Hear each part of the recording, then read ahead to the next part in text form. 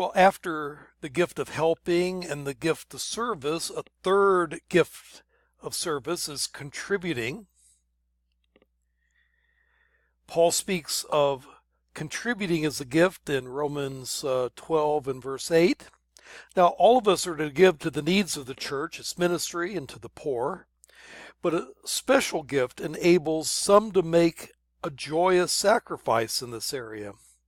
Paul adds that this gift should be exercised without grudging and in liberality. A fourth gift of service are acts of mercy. Romans 12:8 also mentions that. Merciful acts are to be performed with cheerfulness under the guidance of the Spirit. To render aid during times of persecution was especially dangerous and required a gift from the Holy Spirit to be willing to take that risk. Some other observations about spiritual gifts. Now, the lists that we have do not seem to be exhaustive.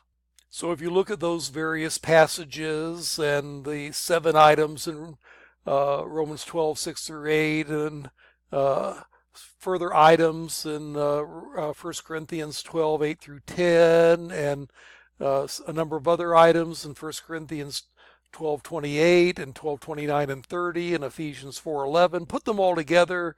This particular list shows 19 different items. But that said, that doesn't necessarily mean that these are the only gifts that were out there. The gifts seem to overlap on the one hand, and there may be gifts of the Spirit that don't happen to be mentioned by the New Testament. Second, gifts are a ministry of the Spirit. A spiritual gift is a ministry of God's Holy Spirit who was poured out in a new and more intense way at the beginning of the church age, at the day of Pentecost. And it is a concrete manifestation in word or deed of God's grace through an individual for the benefit of others that gifts are given. Wayne Grudem comments on the gifts. After listing a variety of spiritual gifts, Paul says, "But one and the same Spirit works all these things, distributing to each one individually, just as he wills." 1 Corinthians 12:11, New American Standard Bible. Since the Holy Spirit is the one who shows or manifests God's presence in the world, it is not surprising that God can call spiritual gifts manifestations of the Holy Spirit. 1 Corinthians 12:7. When spiritual gifts are active, it's another indication of the presence of God the Holy Spirit in the church. A third observation about the charismata, or the gifts. Gifts are for the church. Paul speaks of them as given for the common good, 1 Corinthians 12:7. Or 1 Peter 4 verse 10, "As each has received a gift, employ it for one another as good stewards of God's varied grace."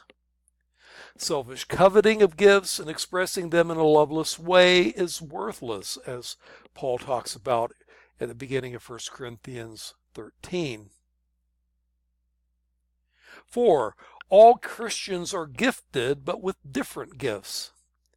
In other words, all Christians are charismatics. A charismatic is somebody who has a spiritual gift. And every Christian has and should seek one or more spiritual gifts. As Romans 12:6 says, we have different gifts according to the grace given to each of us. And 1 Corinthians 13:31, earnestly desire the higher gifts.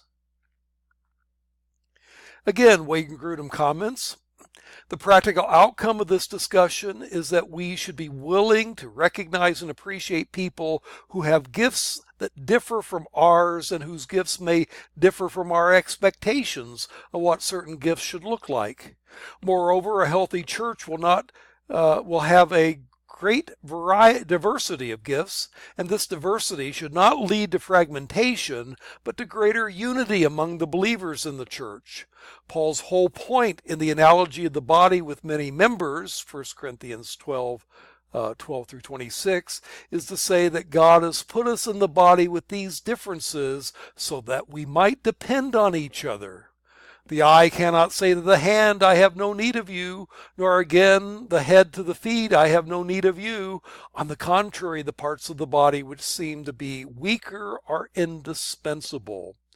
1 Corinthians 12:21 through 22.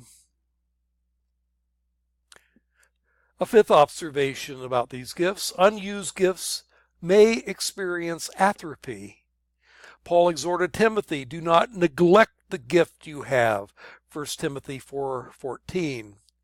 And he tells him again, 2 Timothy 1:6, I remind you to rekindle the gift of God that is within you. In other words, it was possible for Timothy and for us to allow a gift to weaken or die through infrequent use, in which case it would have to be rekindled and could be lost entirely. Well, how do you discover what your spiritual gift is? And the simplest answer seems to be to try them out and to see if God has gifted you in a particular area. Now, a major theological question is that of, are all the gifts still operating today, or have some of the gifts gone away? Well, certainly some do operate and some don't. Clearly, pastor teachers, evangelists, and the like clearly operate today. Also clearly, apostles, who were limited to the original eyewitnesses of the resurrection of Jesus, do not exist today. Well, this becomes practical with the question of, did the gifts of prophecy and tongues cease historically and no longer operate today? Well, if you look at the early church fathers in the 2nd and 3rd century, you have writers like Justin Martyr and Irenaeus and Tertullian, all of whom testify to the continuing experience of such gifts as prophecy and tongues.